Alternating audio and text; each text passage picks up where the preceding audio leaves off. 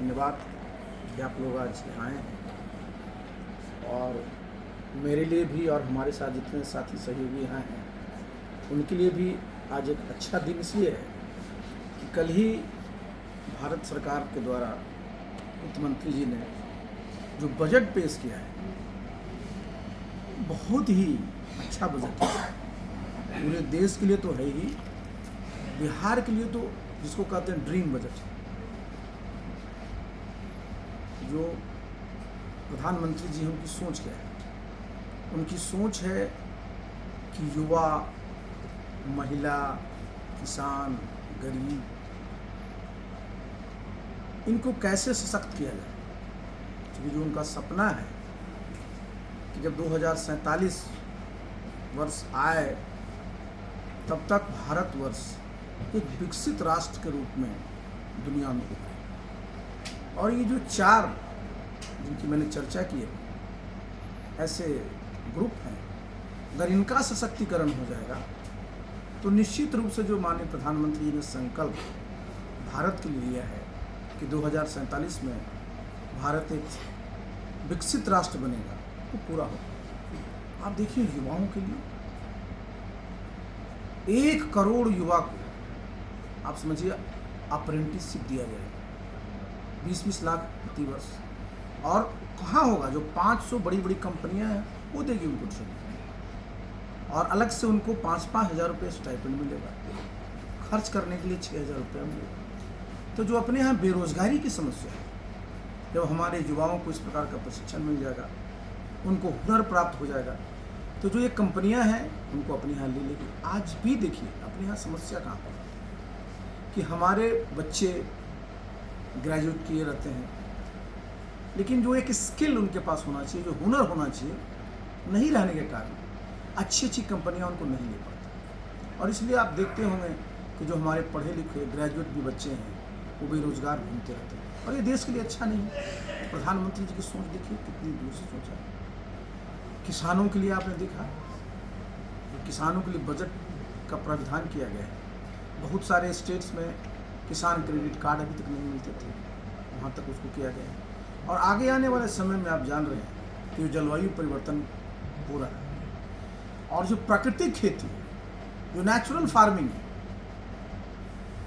जो सबके लिए अच्छा है, धरती माता के लिए अच्छा है, और हम लोग जितना जो है लोग हैं उनके लिए अच्छा है, उसको बढ़ावा देने के लिए आपने देखा है कि 1 करोड़ किसानों को उससे कनेक्ट करना है। तो जितने भी कृषि का क्षेत्र हो, हमारे ये बहुत बड़ा शिक्षा का क्षेत्र में आपने देखा बहुत सारे वो किए गए। और बिहार पर ले लीजिए, ये अपना इलाका जो है जहाँ हम लोग हैं, कोसी का इलाका, बिहार का, उत्तर बिहार का 22 जिला बाढ़ से प्रभावित रहता है। लोग बड़ी बड़ी बातें करते रहे हैं वर्षों से, लेकिन कभी कंक्रीट निर्णय नहीं हो पाता था। चर्चा क्या होती थी कि जब तक नेपाल में जो नदियां हैं जिसके चलते यहाँ बाढ़ आती है, उस पर अगर परमानेंट व्यवस्था न हो जाएगी तब तक इसका समाधान नहीं हो पाएगा। उसके लिए पैसे चाहिए, बाढ़ के नियंत्रण के लिए पैसे चाहिए। पहली बार देखिए वित्त मंत्री जी ने 11,500 करोड़ रुपए का प्रावधान किया है, जो हमारे बिहार में बाढ़ की विभीषिका आती है उत्तर बिहार में, उससे निपटने। आप समझिए, अगर बाढ़ की विभीषिका हमारे उत्तर बिहार में कम जाएगा तो हमारे जो किसान हैं, इतनी हमारी जमीन उपजाऊ है कि 1 नहीं, 2 नहीं, 3-3 फसलों की पैदा कर पाएंगे, जिससे उनकी आमदनी बढ़ेगी। साथ साथ जब बाढ़ की समस्या कम हो जाएगी तो यहाँ और भी लोग आएंगे, उद्योग धंधे लगाएंगे, रोजगार के अवसर पैदा होंगे। जरा सोच देखिए। उसके अलावा बिहार को उन्होंने 1 नहीं, 2 नहीं, 3 नहीं, 4 एक्सप्रेस वे दिए। 4 एक्सप्रेस वे। आप लोग गया जाते हैं, यहाँ से कितना समय लगता है, अब सीधे गया से आपका एक्सप्रेस वे बन रहा है। इसमें करीब 26,000 करोड़ रुपये आता है। समझिए, बिहार में ज़्यादा एयरपोर्ट हो, ज़्यादा मेडिकल कॉलेज हो, इसके लिए भी देखिए उन्होंने व्यवस्था किया है। आप दरभंगा में एयरपोर्ट है, पूर्णिया एयरपोर्ट है, आगे सब में और सुधार होगा। इसके लिए भी 21,000 करोड़ कभी सोचता था, इसकी व्यवस्था उन्होंने की है। आप जान लीजिए कि जो हमारा पंजाब है, जो अमृतसर से कोलकाता तक एक इंडस्ट्रियल कॉरिडोर बन रहा है। बिहार के लोगों की इच्छा थी कि भाई बिहार में भी जो कॉरिडोर है उसमें एक जगह इंडस्ट्रियल हब वो भी बने। बजट में प्रधानमंत्री जी ने ये घोषणा करवाया है कि गया में चूँकि वहीं से वो हब पास कर रहा है, वहाँ भी हमारा इंडस्ट्रियल जो है एक हब बनेगा, तो हमारे बिहार के लोगों को रोज़गार मिलेगा। आप देखते हैं अभी बाबा विश्वनाथ बनारस गए होंगे तो वहाँ पर कितना सुंदर कॉरिडोर बना है। आप जाइए उज्जैन महाकाल का कितना सुंदर कॉरिडोर बना है। बिहार में भी देखिए उन्होंने, जो हम आप सब जानते हैं कि विष्णुपद मंदिर, पूरे देश के दुनिया के लोग अपने पितरों के तर्पण के लिए वहाँ आते हैं, वहाँ भी दिया है कि भाई उसका कॉरिडोर बनेगा। और भी जहाँ जहाँ इस प्रकार के हमारे महत्वपूर्ण रिलीजियस प्लेसेस हैं उसके लिए कॉरिडोर की व्यवस्था की बात बजट में की गई है। तो हमारे बिहार के लिए तो समझिए बहुत ही एकदम ड्रीम का ये बजट है। और आने वाले समय में निश्चित रूप से बिहार में जब इन्वेस्टमेंट ये होगा तो इससे लोगों को रोज़गार भी मिलेगा। हमारे बाहर के लोग आकर के यहाँ जो उद्योगपति हैं यहाँ उद्योग धंधे लगाएंगे, हमारे युवाओं को भी इसमें रोजगार मिलेगा। तो ये बजट में सबका, आप देखते हैं जो भारतीय जनता पार्टी का जो नारा है वो नारा ही नहीं है कि भाई सबका साथ, सबका विकास, सबका विश्वास और सबका प्रयास। तो ये बजट में देखिएगा कि जो प्रधानमंत्री जी ने जो घोषणा करवाई है इसका स्पष्ट रूप से उसको मूर्त रूप दिया है इस बजट के माध्यम से। सर, वर्षों से मांग थी विशेष राज्य का दर्जा देने के लिए। हाँ, देखिए इस पर मैं जरा स्पष्ट कर, विशेष राज्य का दर्जा की जो मांग होती है, संविधान में विशेष राज्य का दर्जा का कहीं व्यवस्था नहीं। आप कहिएगा कि आया कहाँ से, तो पाँचवा जो वित्त आयोग था 1969 को, उसने संस्तुति की थी कि भाई ये जो है विशेष राज्य का दर्जा कुछ राज्यों को दिया जाए। उन राज्यों को चुना था उसमें उन्होंने जो बॉर्डर स्टेट थे, खास करके उसमें दिया गया था कश्मीर को, नागालैंड को, आसाम को। उसके बाद 5 राज्य और जुड़े, 3 राज्य बाद में जाकर के जुड़े, और 2001 में जो अंतिम राज्य जुड़ा था उत्तराखंड। आप याद करिए संस्तुति किसकी थी? वित्तीय आयोग। 14वां वित्त आयोग जो आया, 14वां वित्त आयोग ने जो अपना रिपोर्ट दिया गवर्नमेंट को, उसमें स्पष्ट रूप से कहा कि भाई अब जो है किसी भी राज्य को जो पहाड़ी जिनको पहले दिया हुआ है उसके अलावा किसी को विशेष राज्य देने का दर्जा देने को उचित नहीं है, इसको समाप्त कर दिया। और इसके साथ साथ जरा समझिए क्या किया उन्होंने कि जो वित्तीय संसाधन, आखिर विशेष राज्य का दर्जा मांगते क्यों? कि आपको संसाधन ज़्यादा मिले, आपके यहाँ लोग आकर के इन्वेस्ट करें। तो उन्होंने कहा कि जो राज्यों को, जो केंद्र ने जितनी भी जो अपना संकलन होता है, जितने भी हमारे तरह तरह के जो हमारे टैक्सेज होते हैं, टैक्स का कलेक्शन होता है, तो पहले 14वीं वित्त आयोग के पहले सिर्फ 32% ही पूरे कलेक्शन का ज़्यादा था राज्यों को। 14वीं वित्त आयोग में जब विशेष राज्य के दर्जा को समाप्त किया तो 32 को बढ़ा के 42% कर दिया, माने 10% और ज़्यादा रिसोर्सेज जो है वो प्रदेश को दे दिया। और आज आप देखिए, मैंने बताया ना कि बिहार को अगर आप जोड़िएगा तो सामने तो आपको दिखेगा करीब 60,000 करोड़ का, लेकिन और डिटेल में अगर जाइएगा, आप मान लिए 4 करोड़ प्रधानमंत्री आवास योजना बनने हैं, 3 करोड़ है ग्रामीण इलाके में, 1 करोड़ है शहरी इलाके में, 25,000 गाँवों को और सड़कों से दूसरी 25,000 गाँवों को 12 मासी सड़कों, दोनों में फर्क देखिए। एक होता है कि सड़क से जोड़ना गाँव, जिसमें आप सड़क से जोड़ दिए, अब पता चला कि साहब वो फिर खराब हो गई। 12 मासी सड़कों जोड़ना, तो उसका हिस्सा हमको बिहार में आ गया। तो करीब करीब 70,000 करोड़ इस बजट में बिहार को मिला है। तो भाई जो आप बात करते थे सिर्फ एक दर्जा की बात कर देते हैं, एक सिर्फ समझिए वो जुमला हो गया था, कहीं किसी को मिला नहीं था।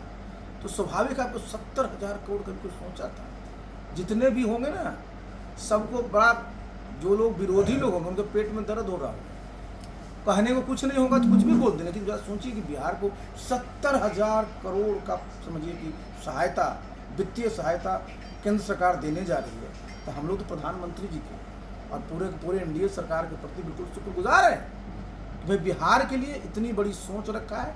और बिहार निश्चित रूप से जब इतना बड़ा हमारे पास धनराशि आएगी तो यहाँ विकास जो होगा चारों तरफ, तो बिहार आगे चमके। तेजस्वी यादव कह रहे हैं कि हमारी मांग जो है ये विशेष राज्य के दर्जे की जारी रहेगी। अच्छा सुनिए, जरा एक बात जरा बता देते हैं तेजस्वी यादव जी किन के साथ हैं अभी? कांग्रेस के साथ। 1969 में ये रिपोर्ट आई थी जो दिया था वित्त आयोग ने। 1969 में कौन थे देश के प्रधानमंत्री? कांग्रेस पार्टी। जरा चलिए लास्ट में चलिए 2004 से 2014 तक केंद्र में किन की सरकार थी? भाई उसमें तेजस्वी जी के पिताजी भी मंत्री थे, आदरणीय मनमोहन सिंह साहब प्रधानमंत्री थे। तो बताइए साहब आप करा लेते? देखिए मैंने क्या बताया, हमेशा बात करनी चाहिए जो संभव है। मैंने कहा ना कि ये स्पष्ट समझिए, जब समझ जाइएगा आप लोग भी ना तो कहिएगा कि क्या बोल रहे हो साहब। वित्तीय आयोग की परिकल्पना किया था वित्त आयोग, ये विशेष राज्य के दर्जा की परिकल्पना किया था वित्त आयोग ने। उसी ने 14 में वित्त आयोग ने रिकमेंड करने की जरूरत ही नहीं है। हाँ, जरूरत किस बात की है कि राज्य में धन आए, जो हमारा इंफ्रास्ट्रक्चर है उसका निर्माण हो, राज्य में उद्योग धंधे लगे, उसके लिए निवेश है। तो उसके लिए कोई जरूरी थोड़ा कि विशेष राज्य का दर्जा। मैंने आपको उदाहरण में दे रहा हूँ, देना नहीं चाहिए लेकिन मैं दे रहा हूँ। और तब आप बताइएगा, बगल में उड़ीसा है। 2013 में जब हम लोग विशेष राज्य का दर्जा चलाते थे बिहार में मुहिम, हम लोग गांधी मैदान भर दिए थे, दिल्ली का लाल किला, रामलीला मैदान भी भर दिए थे, मिला नहीं। कमेटी बनाई गई, उसमें भी रघुराम राजन कमेटी, उन्होंने भी रिकमेंड किया कि इसकी आवश्यकता नहीं है। उड़ीसा उसमें हमसे नीचे था जी, हम ऊपर थे उनसे। हम कहते भी थे डंके की चोट पर कि उड़ीसा को मिलेगा तो हम भी ले लेंगे, किसी को नहीं मिला। आज उड़ीसा में जो काम हुआ, जिस तरह का काम हुआ, आज प्रति व्यक्ति आय बिहार में 54,000 है, राष्ट्रीय आय 1,82,000 है। उड़ीसा तो हमसे नीचे था, 1,36,000 पर चला गया। विशेष राज्य का दर्जा मिला क्या? देखिए होता क्या है कि भाई आपको जो आपकी अपनी ताकत है उसको इकट्ठा करना पड़ेगा। कल मैंने एक बात की थी, फिर मैं बोल रहा हूँ। देखिए हम लोगों को, बिहार के लोगों को ना भीख मांगने की प्रवृत्ति से उबारना है। रोज मांगिए कि ये दे दीजिए, ये दे दीजिए। अपनी ताकत को पहचानिए ना। बिहार सत्ता का केंद्र रहा है, ज्ञान का केंद्र रहा है। इतनी अच्छी उपजाऊ जमीन किसकी है? इतना अच्छा पानी किसका है? इतना बड़ा बाजार किसका है? 14 करोड़ लोग हम लोग हैं। इतने परिश्रमी किनके लोग हैं? हमारे ही लोग सब जगह काम करते हैं ना। जरूरत देखिए अब ये है कि हम लोग अब ये सब जुमलों में न पड़े। भारत सरकार ने एक बड़ी अच्छी पहल की है, इतनी बड़ी धनराशि हम लोग को आवंटित किया है। ये अवसर बार बार नहीं आता है। भाई आज केंद्र में भी एनडीए की सरकार है, बिहार में भी एनडीए की सरकार है, और केंद्र में जो हमारे नेता हैं आदरणीय नरेंद्र मोदी जी, उनकी अपनी एक पहचान है। बिहार में भी नीतीश बाबू ने काम किया है, एक पहचान है। तो भाई इतना अच्छा शुभ अवसर है, सब लोगों को मिल करके देखिए एक माहौल बनने का। सर जिस तरह से प्रशांत किशोर जी कैंपेनिंग कर रहे हैं, विभिन्न पार्टी के नेता भी इसमें जुड़ रहे हैं, किस तरह? देखिए लोकतंत्र में जी, देखिए हमारा भारतवर्ष क्या है, जीवंत लोकतंत्र है, लाइवली डेमोक्रेसी है। तो यहाँ ये देखिए अच्छी बात है कि लोग भाई अपनी अपनी पार्टी बनाते हैं, अपनी अपनी सोच रखते हैं। बाकी जो जनता को देखना है, मैंने कहा ना कि जो कल बजट जो पेश हुआ है उसके बाद जितने लोग सोच रहे होंगे ना, सबकी दुकान बंद हो जाएगी, सबकी दुकान में ताला लग जाएगा। आवश्यकता यही है कि जब अब घोषणा हुई है उसके अनुरूप हम लोग सब लोग मिल करके काम करें, और प्रधानमंत्री जी ने जो ये काम किया और बिहार के लिए किया है, इसको जन जन तक पहुंचाए। सर यूपी के तर्ज पर बिहार में भी कांवड़िया पथ में नेम प्लेट लगाने की लोग मांग कर रहे हैं। देखिए आप जरा आइए इस पर, अभी तो उस पर इसलिए मैंने बोलूँगा कि सुप्रीम कोर्ट में ही वो मामला चल रहा है, हम इसलिए उस पर बहुत नहीं बोलेंगे। लेकिन एक बात से आप भी सहमत होइएगा, यहाँ सब लोग सहमत होंगे कि जो भी कांवड़ लेके हम भी गए हैं, आपको सुल्तानगंज से बैद्यनाथ धाम पैदल गए हैं, रास्ते में सबकी क्या इच्छा होती है कि भाई जो भी हम अगर पिए खाएं, 3 चीज होना चाहिए। सबसे पहले तो शुद्ध, साफ और पौष्टिक, ये 3 चीज होना चाहिए, समझे कि नहीं? ये तीनों चीज अगर है तो जो कांवड़िया है उसको भी खाने में अच्छा लगेगा। जो लोग बेच रहे हैं पैसा भी कमाएंगे, लेकिन साथ साथ उनको, तो देखिए सुनिश्चित क्या करना चाहिए, सुनिश्चित ये करना चाहिए कि जो भी रास्ते में खान पान की चीज़ें हैं उनमें ये 3 चीज़ जरूर है। बाकी पर तो सुप्रीम कोर्ट में मामला है, सुप्रीम कोर्ट में चल रहा है, उस पर हम अभी नहीं बोल। Thank you sir.